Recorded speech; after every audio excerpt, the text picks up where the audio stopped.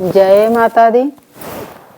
मैं नीलम मिश्रा आपके समक्ष आज प्रस्तुत हूँ लेकर के एक बहुत सुंदर कथा भगवान कृष्ण की भक्ति। एक भक्त किस प्रकार करता है कि भगवान उसकी हर प्रकार से रक्षा करते हैं। तो आप दर्शकों का बहुत बहुत धन्यवाद। सुने, आनंद लें। तो सुनिए। एक बार की बात है, एक गांव में एक परिवार था। माता पिता थे, 2-3 बच्चे थे। तो उस परिवार के मुखिया जो थे, उन्होंने कहा कि मुझे वृंदावन जाना चाहिए। भगवान कृष्ण की भक्ति में मन लगा हुआ था। अब भगवान कृष्ण के भक्ति में इतने लवलीन थे कि उनका मन बार बार वृंदावन जाने को कह रहा था। वृंदावन जाने के लिए वो तत्पर हो गए। उनके बच्चों ने कहा कि आप बाद में चले जाइएगा, हमारे साथ चलिएगा। किंतु उनका लव इस प्रकार लगा था, उन्होंने कहा नहीं, मैं अभी ही जाऊंगा, क्योंकि कन्हैया मुझे बुला रहे हैं। कन्हैया की भक्ति उन्हें खींच रही थी और वो भगवान कृष्ण का नाम लेकर के एक झोला उठाते हैं और चले जाते हैं। जब चले जाते हैं तो रास्ते में उन्हें एक युवक मिलता है। वो तो वृद्ध टाइप में थे, किंतु एक नवयुवक उन्हें मिल गया। नवयुवक ने पूछा कि दादाजी आप कहाँ जा रहे हैं? इन्होंने कहा वृंदावन जा रहा हूँ बच्चा। उसने कहा अगर आप वृंदावन जा रहे हैं तो मैं भी वृंदावन जा रहा हूँ, आप मेरे साथ चलें। अब दोनों लोग आपस में साथ ही जाने लगे। साथ जाते हैं तो आपस में बातचीत करते हुए चले गए। जो भी सेवा हो सका उस युवक ने इनका हर प्रकार से किया। जो सहयोग सेवा रास्ते में बनती थी सब उन्होंने किया। अब उस युवक की सेवा से ये व्यक्ति बड़े खुश हुए, बड़े प्रसन्न हुए। उन्होंने जाकर के भगवान कृष्ण के मंदिर में जब जाते हैं, गौरी गोपाल मंदिर में, ये गौरी गोपाल मंदिर की सत्य घटना है। गौरी गोपाल जब मंदिर में जाते हैं तो भगवान कृष्ण के सामने बात करते हैं और कहते हैं कि तुमने हमारा बहुत सेवा किया है, रास्ते भर अपने पुत्र की भांति सेवा किया है, तो पुत्र की भांति सेवा किया है, इसलिए मैं तुम्हें पुरस्कार देना चाहता हूं। उस युवक ने कहा कि अरे कोई बात नहीं, मेरा कर्तव्य था कि आप मेरे पिता तुल्य थे तो मैंने सेवा कर दिया, कोई ऐसी बात नहीं, मुझे कोई पुरस्कार नहीं चाहिए। किंतु उन्होंने कहा नहीं, मैं तुझे पुरस्कार अवश्य दूंगा। तब उसने जिज्ञासावश पूछ लिया कि कौन सा पुरस्कार देंगे हमें? तो उन्होंने कहा कि मैं कन्हैया के सामने कह रहा हूं कि मैं तुझे अपनी बेटी दूंगा, अपनी बेटी का विवाह तुझसे करूंगा। तब वो हंसने लगता है। कहता है वो युवक कि आप ये बताइए, आप कहाँ धनी परिवार से हैं, मैं कहाँ गरीब परिवार से हूँ, आप और हमारा कोई संबंध नहीं है। क्योंकि संबंध तो बनता है बराबर में और हमारे आप में कोई समकक्षता ही नहीं है, तो दादाजी आप कैसे अपने बेटी का विवाह मुझसे कर सकते हैं?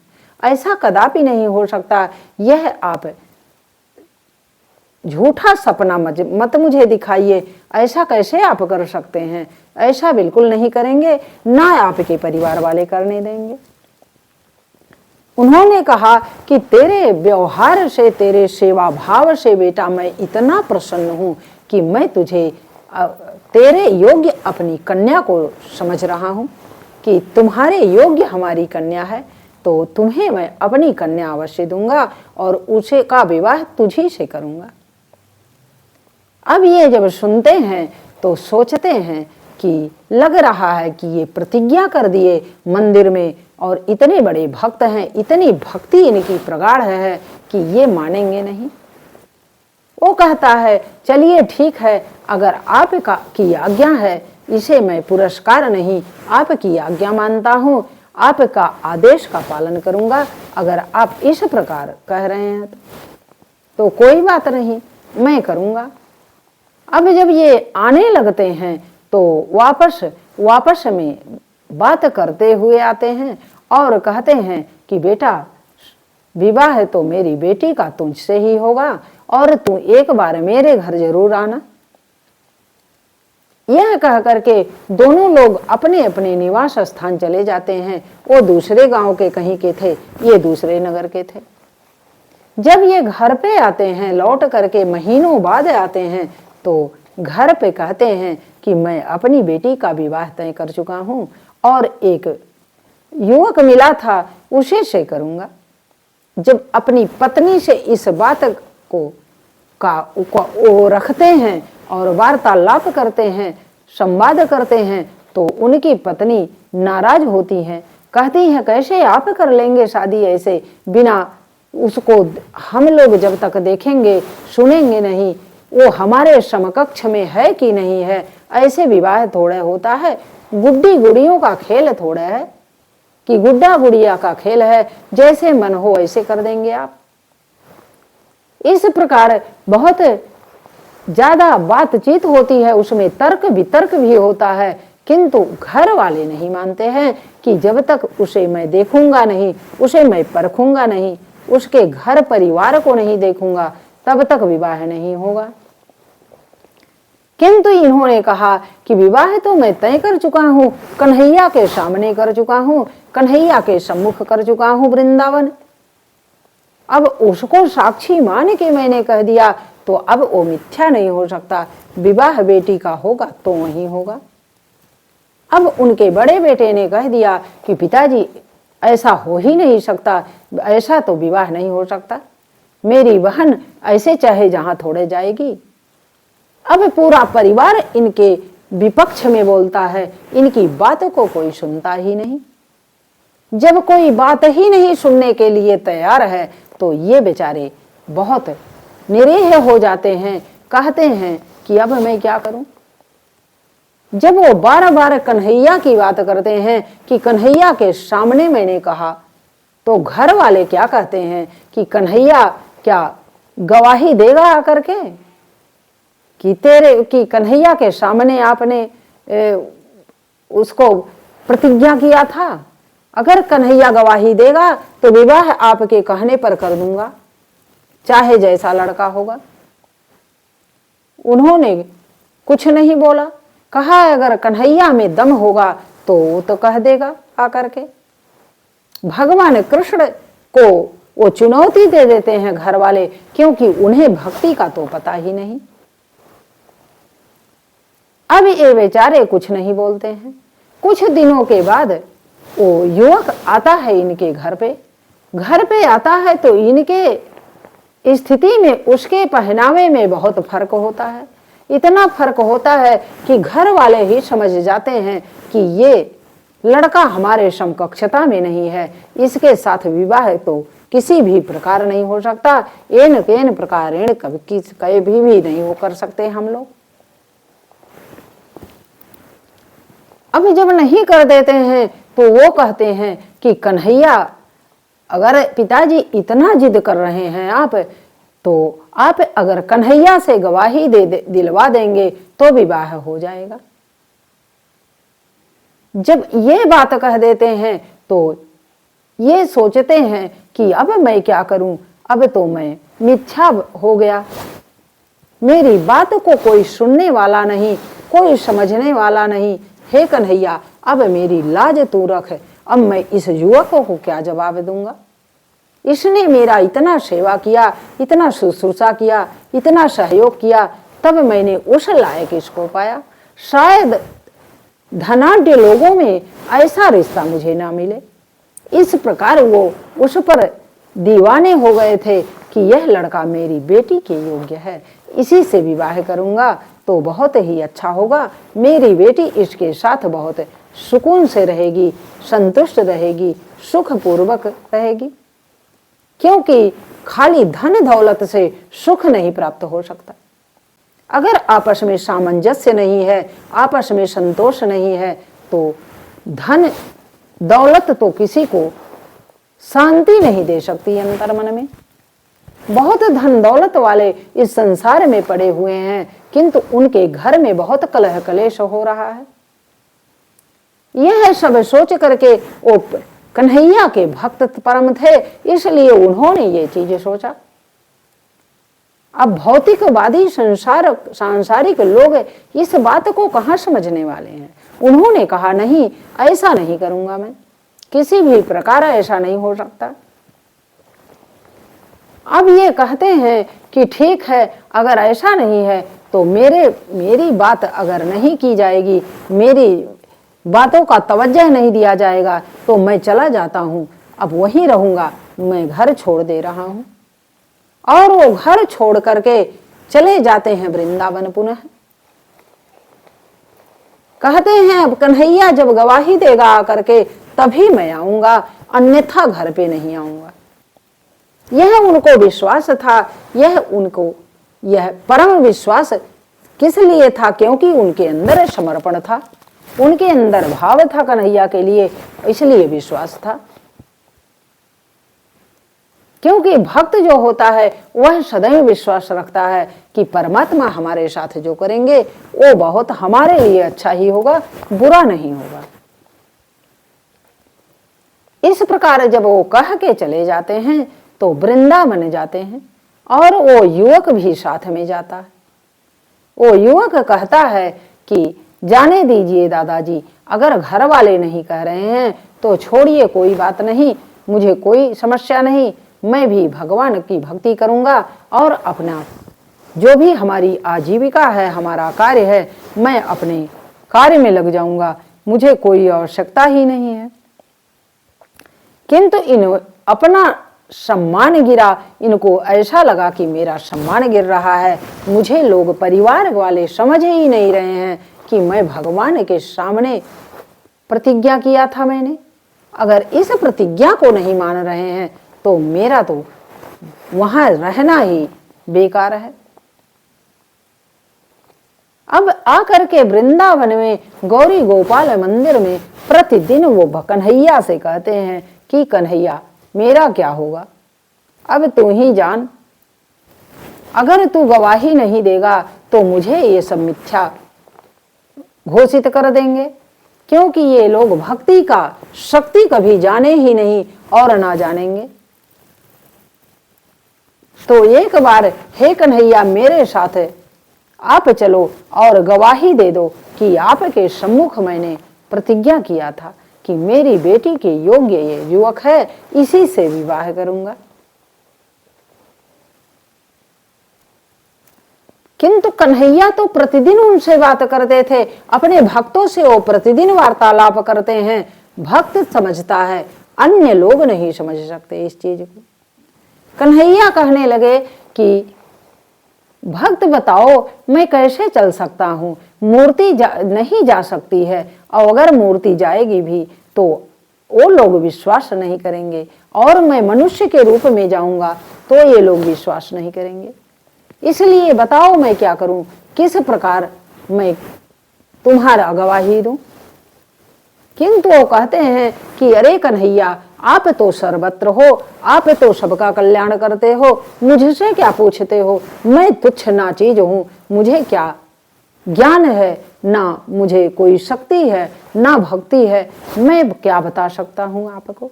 आप पूरे संसार के मालिक हैं, तीनों लोक 14 भुवन के मालिक हैं, आप तो क्षण भर में कोई समस्या हल कर सकते हैं। मेरे अंदर कहाँ वह ज्ञान है, कहाँ वह शक्ति है, मैं कैसे कर सकता हूं। इस प्रकार निरेह बन के समर्पण भाव से जब वो प्रार्थना करते हैं तो कन्हैया कहते हैं कि चलो अगर ऐसी बात है तो मैं तुम्हारा कल्याण करने के लिए तैयार हूं, किंतु जिस प्रकार मैं कहूंगा उसी प्रकार करना होगा। अब वो दोनों भक्त कहते हैं कि ठीक है, जैसा आप कहो उसी हिसाब से करो, मुझे कोई समस्या नहीं है, आपके कथनानुसार मैं करने के लिए तैयार हूं।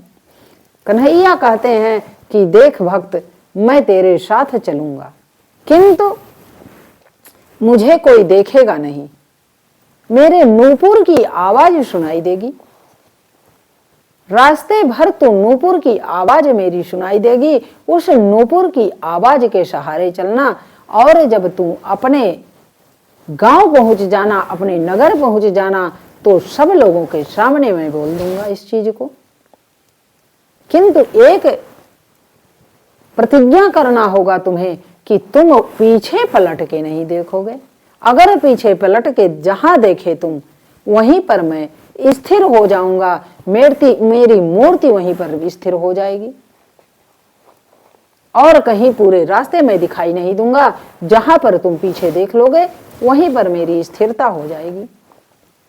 इन्होंने कहा कि अरे कन्हैया, मैं नहीं देखूंगा, मैं प्रतिज्ञा करता हूं कि मैं पीछे पलट के नहीं देखूंगा, किंतु मेरे इज्जत को, मेरे प्रतिष्ठा को, मेरे मान सम्मान को रख लें आप, क्योंकि मेरे परिवार में मेरा कोई जगह नहीं, कोई स्थान नहीं है। सब लोग मुझे हंसी उड़ाते हैं, मेरी भक्ति की हंसी उड़ाते हैं, तेरी हंसी उड़ाते हैं।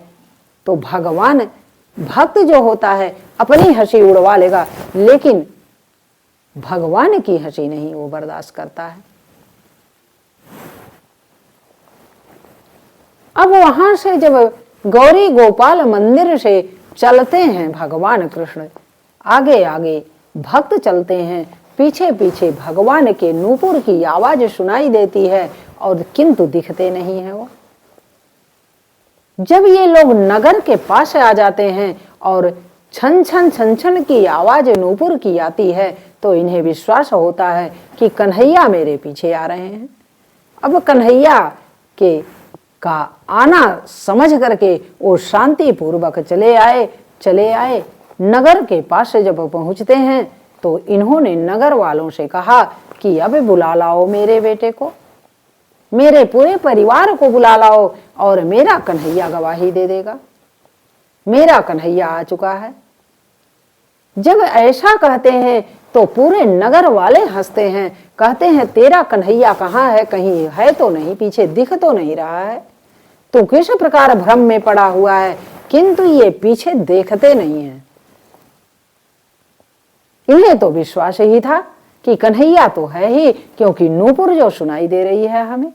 अब इनके जब पूरे परिवार आ जाते हैं तो कन्हैया की आवाज पूरी जोर शोर से आती है, पूरे नगर में सुनाई देती है, और वो आवाज कन्हैया की ऐसी होती है कि पूरा परिवार इनका सुनता है कि मैं आ गया हूँ, और इन्होंने मेरे सामने ही गवाही दी, मेरे सामने ही प्रतिज्ञा किया था कि मैं अपनी बेटी का विवाह इसी युवक के साथ करूंगा।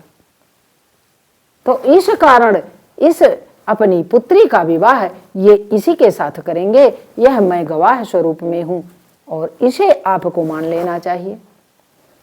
जब पूरे नगरवासी सुन लेते हैं इस बात को, पूरा उनके परिवार सुन लेते हैं, और किंतु कोई देखता नहीं, तो ये सोचते हैं कि कन्हैया इसका मतलब मेरे पीछे खड़ा है और बोल रहा है, सभी लोग सुन रहे हैं, हम भी सुन रहे हैं, वो भी सुन रहे हैं, सभी लोग सहमति को व्यक्त भी कर रहे हैं, तो मैं देख लूं। और जैसे ही पीछे मुड़ के ये देखते हैं तो देखते क्या हैं कि वो मूर्ति जो है आकर के वो दिव्य मूर्ति और स्थिर हो जाती है उसी जगह पे। अब नगर के बाहर वो मूर्ति, दिव्य मूर्ति स्थिर हो जाती है, तब तो सब लोग अवाक हो जाते हैं और ये चरणों में गिर जाते हैं, कन्हैया तू धन्य है, वहां से आ गया, किंतु यहाँ मैंने नाहक देखा, मुझे देखना नहीं चाहिए था, किंतु देखा तो एक लाभ भी हो गया कि अब मुझे वृंदावन जाने की जरूरत नहीं है, हमारे गौरी गोपाल यहीं आ चुके हैं। तभी से उस गांव में उसी जगह पर मूर्ति पड़ी रही और वहां पर बहुत भव्य मंदिर का आयोजन हुआ, मंदिर बना दिया गया आज भी वह मंदिर वहां पर है उस गांव में, और लोग भगवान कृष्ण की पूजा करते हैं। तो भक्ति की शक्ति बहुत अनमोल है बंधुओं बहनों, आप भी करें। और ये कलयुग की ही बात है, आज दूसरे युग की बात नहीं है। तो अब भी भक्ति में शक्ति है, इसे हमें मानना चाहिए, जानना चाहिए, विश्वास करना चाहिए, और तब फलीभूत होता है। कल्याण करने के लिए तो परमात्मा सर्वत्र व्याप्त है। तो इसलिए भक्ति करें तो प्रेम से करें, समर्पण से करें, और भगवान की जय जयकार करें। तो बोलिए श्री कृष्ण गोविंद हरे मुरारे, हे नाथ नारायण वासुदेवा। श्री कृष्ण गोविंद हरे मुरारे, हे नाथ नारायण वासुदेवा।